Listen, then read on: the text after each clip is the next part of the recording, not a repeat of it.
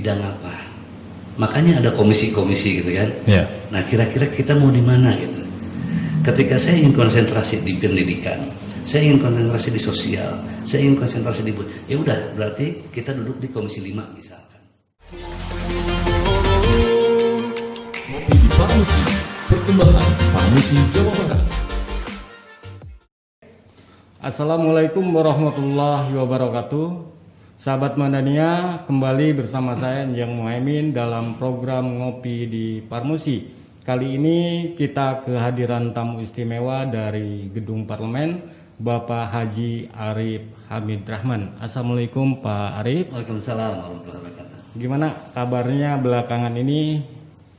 Kesibukan sehari-harinya gimana Pak Arif? Ya prinsipnya alhamdulillah sehat walafiat hari ini. Tapi sebelum bincang lagi, kalian yang izin ya saya buka ini ya. Iya. Buka masker biar nggak ini. Ya kebetulan sahabat Madania kita berjarak, ada social distancing, juga physical distancing, insya Allah aman. Ya. Pak Arif, yang saya tahu kesibukan seorang anggota dewan itu sangat luar biasa dalam hari-harinya. Ya. Bisa sedikit jelaskan Pak Arif tentang kesibukan Pak Arif hari-hari ini? Baik Kang Yang Atur Nuhun,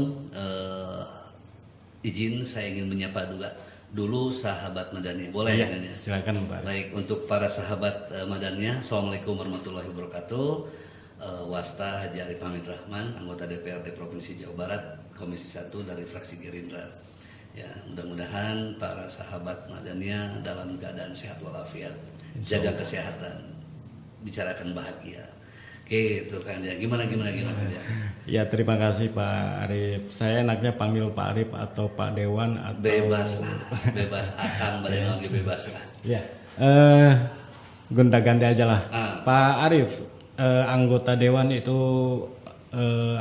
prestasi dan prestise yang luar biasa karena tidak setiap orang bisa masuk ke wilayah yang tidak mudah itu. Bisa jelaskan sedikit tentang sebenarnya motif Pak Arif itu apa sih sebenarnya untuk menjadi anggota Dewan?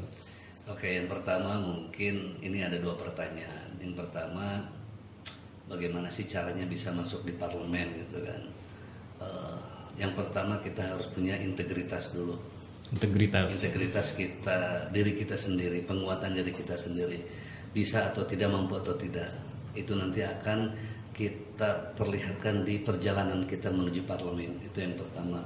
Yang kedua memang kita harus punya skill juga bagaimana kita memberikan sebuah metode, sebuah kepercayaan terhadap masyarakat. Karena apapun itu kita dipilih oleh masyarakat.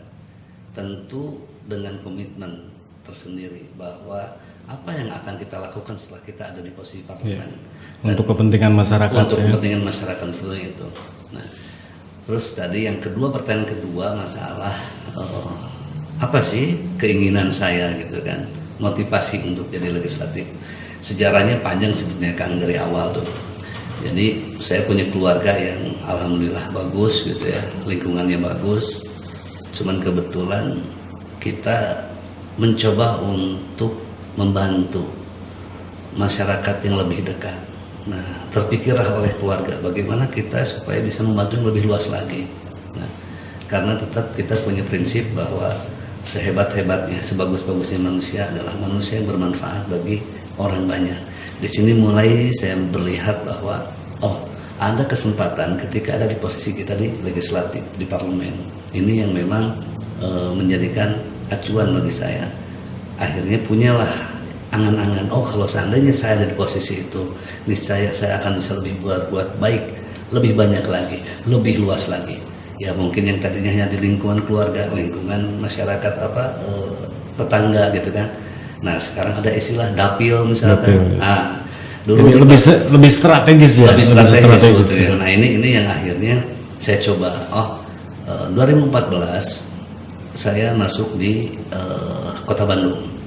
Ya. Di 2014 saya di Kota Bandung itu cukup lumayan, 5 kecamatan. Nah gitu kan. Setelah ya ada perintah dari partai supaya saya juga untuk 2019 kemarin itu di provinsi gitu kan, dan alhamdulillah masih dipercaya oleh masyarakat. Itu yang tadinya 5 kecamatan sekarang 33 kecamatan. 33. Tambah luas lagi, gitu kan. Ya. Gitu. Nah ini Pak Arief, jadi memang perjuangan dengan niatan khairun nas anfa'uhum linnas itu yang menjadi motivasi mungkin ya Pak Arief. Ya. Betul. Nah ini yang menjadi tantangan terberat sebenarnya sebagai anggota dewan itu sebenarnya seperti apa ini? Karena banyak orang yang ingin tahu ini sebenarnya. Ya. Kalau bicara tantangan sebetulnya dikembalikan kepada diri kita sendiri. Basic kita apa, pendidikan kita apa, atau pengetahuan kita apa gitu. Sebetulnya secara manusiawi, pengetahuan secara global kita paham. Bagaimana mensejahterakan dan lain itu paham. Yang paling sulit adalah ketika bicara aplikasi. Ya. Ketika kita melihat misalkan ketika ada di posisi legislatif, kita melihat program-program yang disodorkan oleh kedinasan atau oleh eksekutif. Apakah ini program ini lebih cenderung kepada kebutuhan masyarakat banyak atau tidak? Nah ini di situ mulai kita karena kita juga salah satu fungsinya adalah di samping legislasi juga anggaran. Nah anggaran ini yang berperan.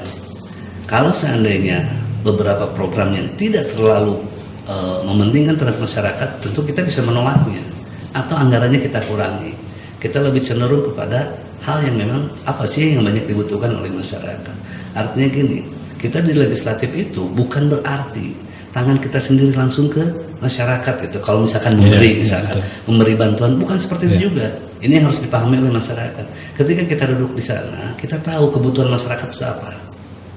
Misalkan masyarakat itu belum punya skill, dia ingin usaha tapi dia nggak punya skill.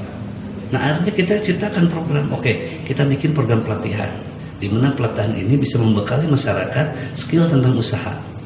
Nah ini yang memang kadang tanda kutip kalau masyarakat berbicaranya, kalau saya jadi anggota dewan saya akan dikasih uang. Ini yang harus jadi pencerahan terhadap masyarakat. Nah pemahaman itu yang masih sedikit kurang di sebagian masyarakat kita, karena yang mereka tahu itu program yang digulirkan oleh pemerintah, oleh eksekutif itu murni dari eksekutif, padahal sebagiannya digulirkan, digodok di DPRD dulu mungkin begitu ya. Betul ya.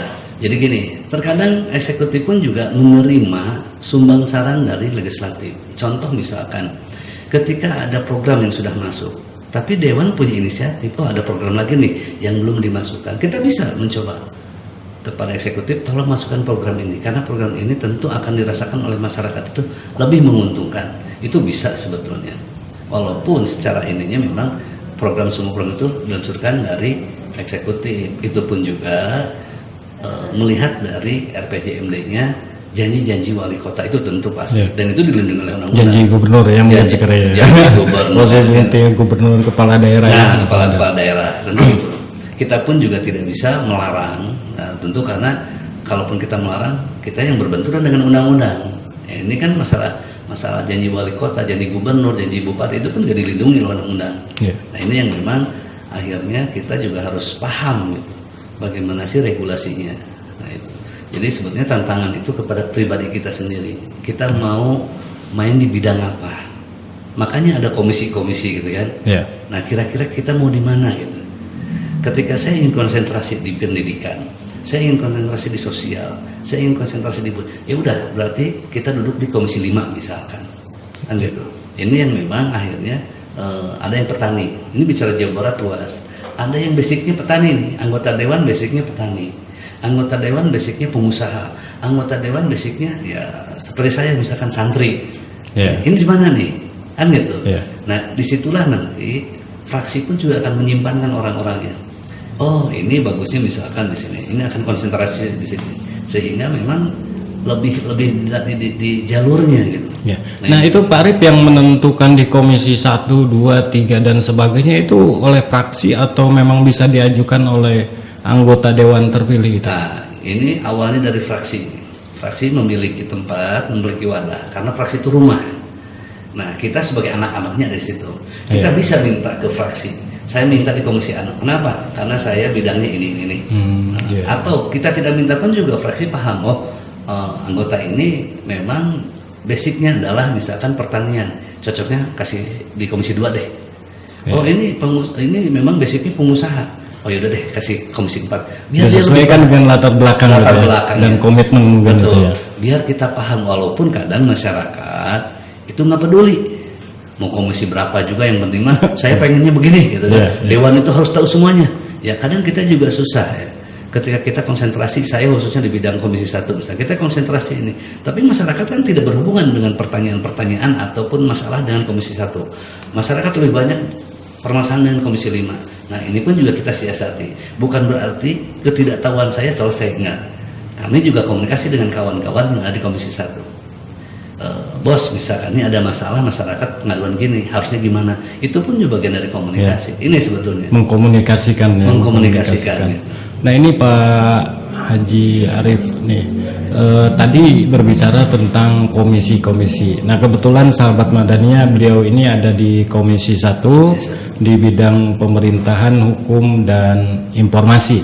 Nah barangkali bisa sedikit menggambarkan tugas dan kewenangan di komisi 1 ini terkait dengan pemerintahan di Jawa Barat, Pak Arif. Ya kalau bicara tugas dan kewenangan itu melekat. Legislasinya, anggarannya, dan pengawasan. Tentu setelah masuk ke legislasi sudah selesai, anggaran sudah selesai, baru ke pengawasan.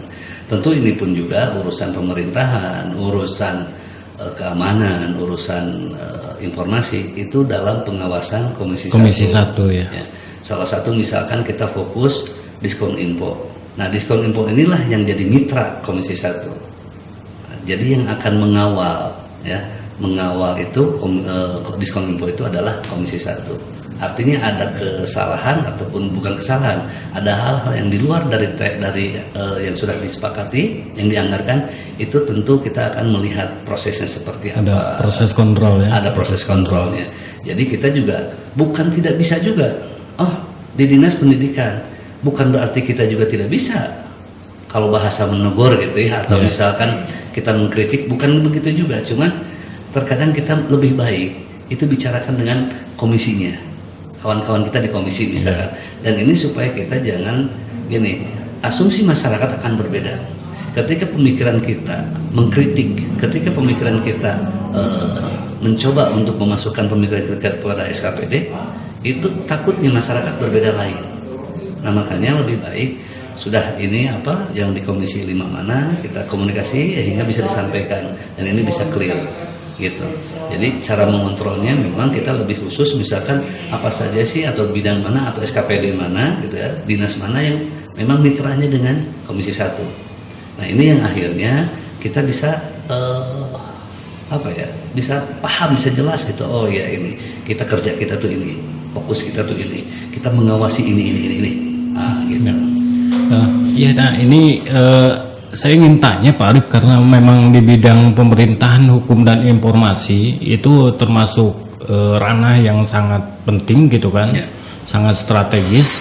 Mungkin dalam amatan Pak Arif ini bagaimana Jawa Barat ini dari perspektif pemerintahan, hukum, dan informasi, kondisi saat ini yang paling penting diperhatikan gitu.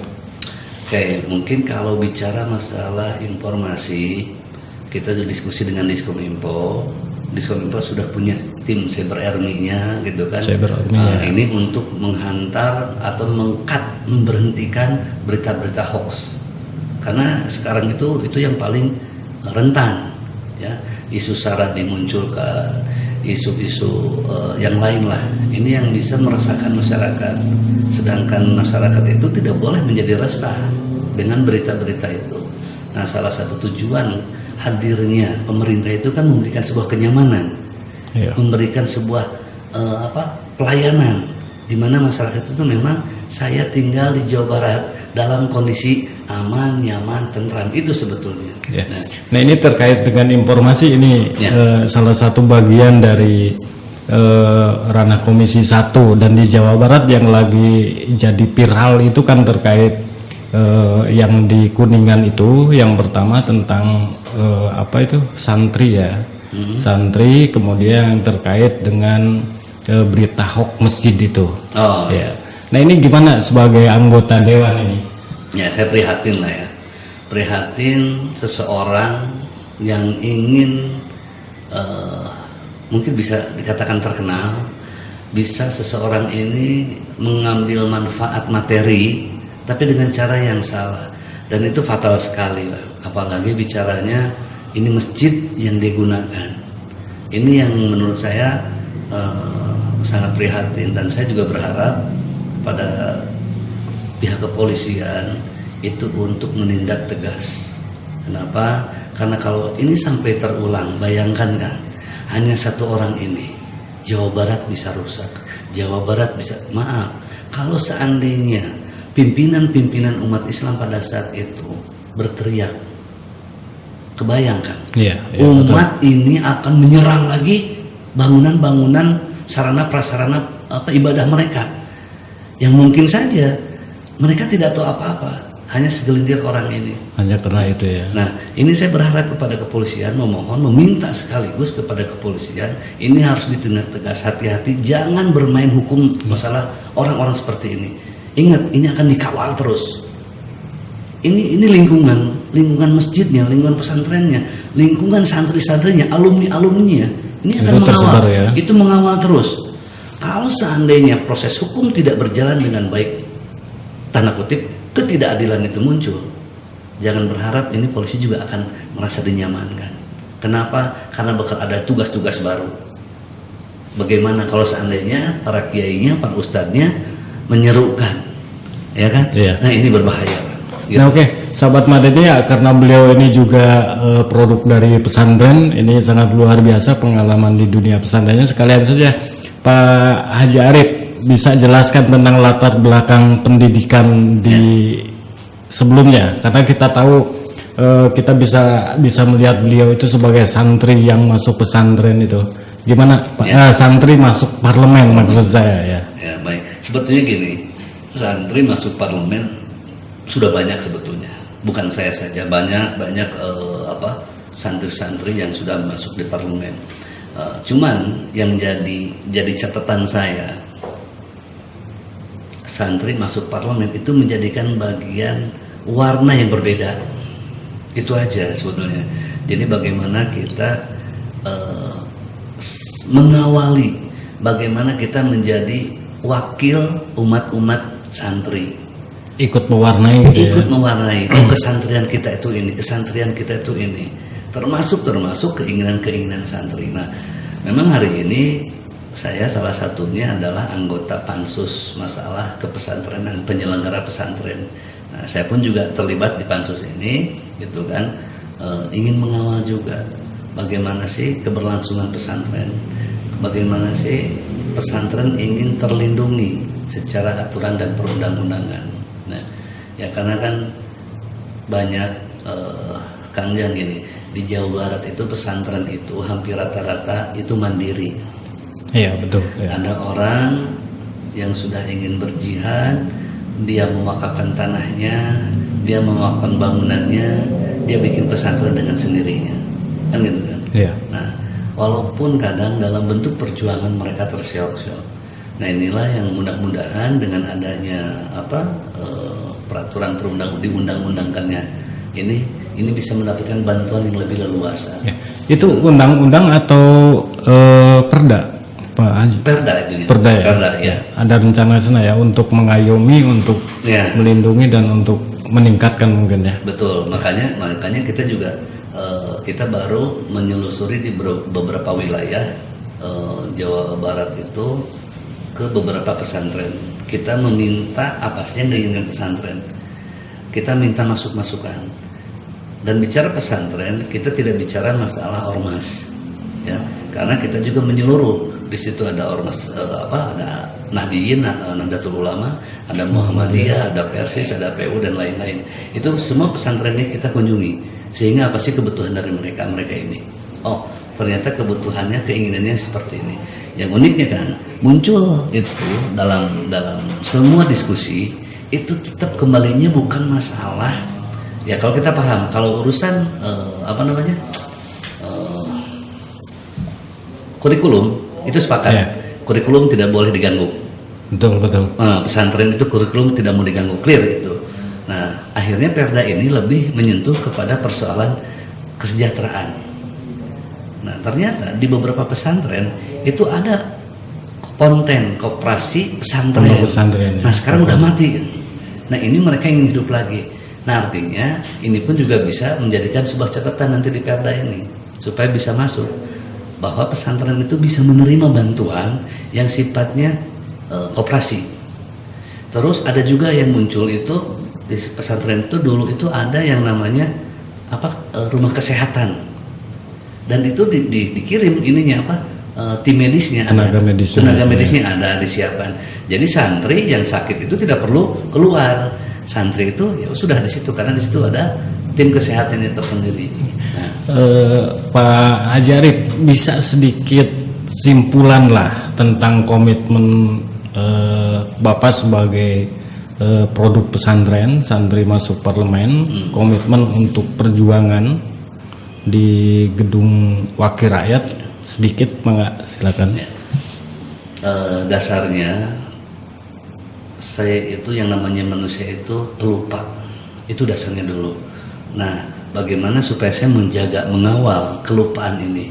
Saya merasakan wajib dalam minimal 1 bulan sekali dengan kesibukan saya ini, saya bertemu dengan para asatid, para ustadz. Ini yang akan menjaga kira-kira apa yang harus saya lakukan. Saya sering diskusi dengan beliau, saya diskusi dengan mereka ini yang sering memberikan vitamin ilmu buat saya. Oke. Nah inilah minimal bagi saya itu bisa menjaga diri saya sendiri. Itu yang minimalnya. Ya syukur-syukur dengan sesuai harapan. Nah di sini juga kita mencoba memberikan pelajaran-pelajaran edukasi yang positif terhadap masyarakat. Ada apa saja sih program pemerintah, kita edukasikan juga gitu, walaupun agak susah kan ya. Kalau dulu waktu di Kota Bandung karena konstituen kita melekat di sana gitu kan, ya kita gampang diskusinya. Sekarang di provinsi dengan wilayah 27 kota kabupaten ya, kadang saya pun juga agak susah untuk mengatur waktu bicara dengan konstituen langsung gitu. Kalau waktu di Kota Bandung itu sangat mudah gitu kan, karena dapilnya juga di Kota Bandung. Iya. Ya, bisa ini. Oke. Ya. Sahabat Madania, demikian perbincangan season 1 dengan Pak Haji Arif, anggota DPRD Jawa Barat Komisi 1 dari fraksi Gerindra ya. Beliau yang telah banyak berbicara tentang pondok pesantren dan sebagainya. Demikian, jangan kemana-mana dulu, kita lanjutkan ke segmen kedua. Jangan lupa like, subscribe, and share. Ngopi di Parmusi, persembahan Parmusi Jawa Barat.